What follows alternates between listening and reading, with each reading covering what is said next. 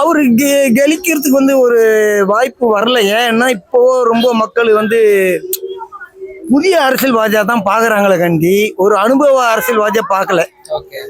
இப்போ ரொம்ப பேர் போறாங்கன்னா முக்காவாசி ரசிகர்களா தான் இருப்பாங்களே கண்டி. விஜயகாந்த் அரசியல் வரும்போதும் அப்படிதான் பார்த்தாங்க, ரஜினி வரும்போதும் அப்படிதான் பார்த்தாங்க, எல்லாருமே எம்ஜிஆர் வரும்போதும் ரசிகர் தான் பார்த்தாங்க. ஆனால் இதுல அனுபவப்பட்டு வந்தவங்க அவங்களாம்.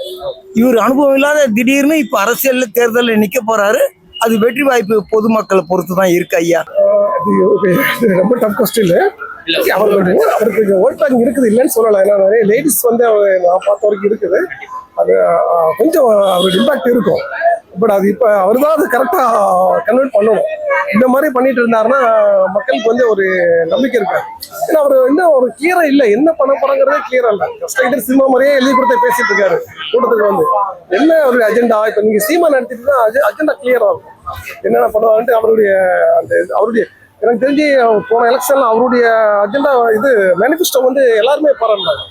Very good manifesto.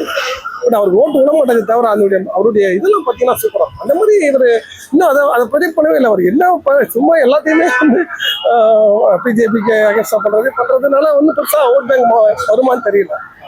So here's to change lot என்னை பொறுத்தவரை.